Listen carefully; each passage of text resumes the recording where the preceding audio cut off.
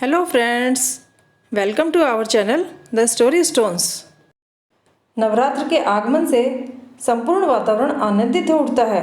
आज कलयुग के समय में भी माँ के भक्तों की संख्या कम नहीं है। इसे माँ दुर्गा का प्रताप ही कहा जाएगा कि आज भी संसार में निरंतर बढ़ती बुराइयों के बीच भी भक्तजनों की श्रद्धा में कमी नहीं आई है।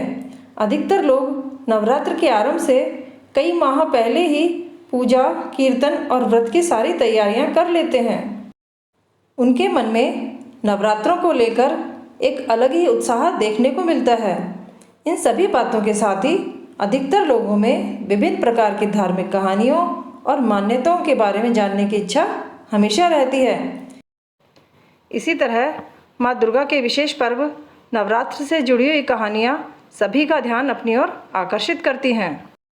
ऐसी ही एक कहानी मैं आप लोगों के सामने प्रस्तुत करने जा रही हूँ, जो कि माँ दुर्गा की महिमा को दर्शाती है। एक बहुत ही प्यारा और सुंदर गांव था। वहाँ के लोग बहुत नरम स्वभाव के और ईमानदार थे।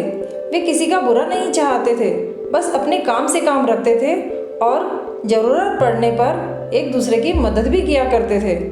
उस गांव की एक अच्छी विशेषता यह थी कि वे माँ दुर्गा को बहुत मानते थे और इसीलिए वे नवरात्रि को बहुत धूमधाम से मनाते थे। उस गांव के सभी लोग सच्चे मन से माँ दुर्गा की पूजा करते थे, इसलिए माँ दुर्गा भी गांव वालों से हमेशा खुश रहती थी। कुछ ही दिनों में नवरात्रि आने वाली थी। सभी गांव के लोग इस बार भी नवरात्रि धूमधाम से मनाने के लिए तैयार थे। लेकिन कुछ दिनों से गांव में एक बात तेज़ी से फैल रही थी कि हमारे आसपास के गांव में कोरोना नाम की बीमारी तेज़ी से फैल रही है, जिसका इलाज अभी मिला नहीं है और जो सभी लोगों को अपनी चपेट में ले रही है। इससे आसपास के गांव से कई लोगों की मृत्यु भी हो चुकी थी। इसलिए गांव वाले डरे हुए थे कि कहीं हमारे गांव में भी ये बीमारी न फैल जाए। कुछ दिन तो सभी लोग नवरात्रि की तैयारी में बहुत खुश थे, लेकिन फिर यह बीमारी धीरे धीरे पूरे गाँव में तेज़ी से फैलने लगती है। लोगों का घर से बाहर निकलना बंद हो गया था। सभी लोग परेशान थे। सिर्फ गांव के मुखिया ही एक ऐसे इंसान बचे हुए थे जिनको यह बीमारी नहीं हुई थी। उन्होंने सभी घरों में जाकर लोगों की जांच की तो पता चला कि कोई भी व्यक्ति ऐसी हालत में नहीं है कि नवरात्रि मना सके। इसलिए मुखिया ने गांव में ऐलान करवा दिया कि इस वर्ष नवरात्रि नहीं मनाई जाएगी।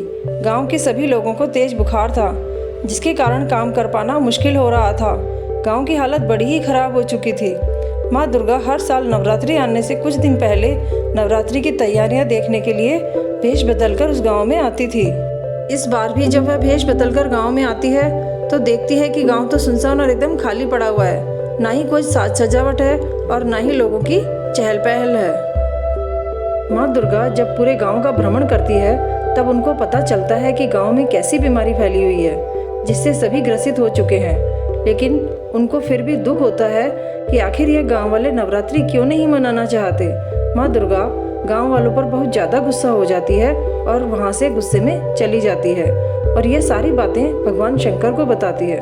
तब भगवान शंकर कहते हैं कि आप तो पूरे जग की माता हो, आपको अपने बच्चों पर इस तरह से क्रोध नहीं करना चाहिए और इस परेशानी का हल भी आपके पास ही है।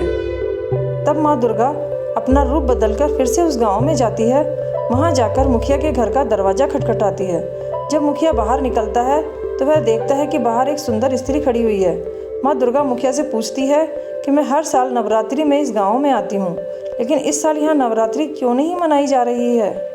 तब मुखिया कहता है कि इस साल हमारे गाँव को कोरोना नाम की एक खतरनाक बीमारी ने अपनी चपेट में ले लिया है, जिसके कारण हम लोग इस साल नवरात्रि नहीं मना पा रहे हैं।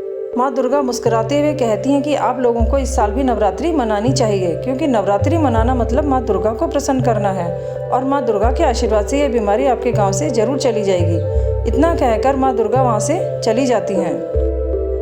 मुखिया को उस सुंदर स्त्री की बात सही लगती है, इसलिए वह गाँव में फिर से ऐलान करवाता है कि इस साल भी हम लोग पहले की तरह पूरी सावधानी से नवरात्रि मनाएंगे और सामाजिक दूरी बनाए रखेंगे तथा मास्क का भी उपयोग करेंगे। मुखिया की बात सुनकर गांव वाले पूरी सावधानी के साथ नवरात्रि की तैयारियां शुरू कर देते हैं। देखते ही देखते पूरा गांव पहले से ज़्यादा सुंदर लगने लगता है। नवरात्रि के दिन जब माँ दुर्गा उस गांव में आती हैं तो यह सब देखकर वह बहुत खुश हो जाती है और फिर धीरे धीरे पूरे गांव के लोग उस बीमारी से मुक्त होने लगते हैं। इससे सभी लोगों का माँ दुर्गा के ऊपर विश्वास और ज़्यादा बढ़ जाता है।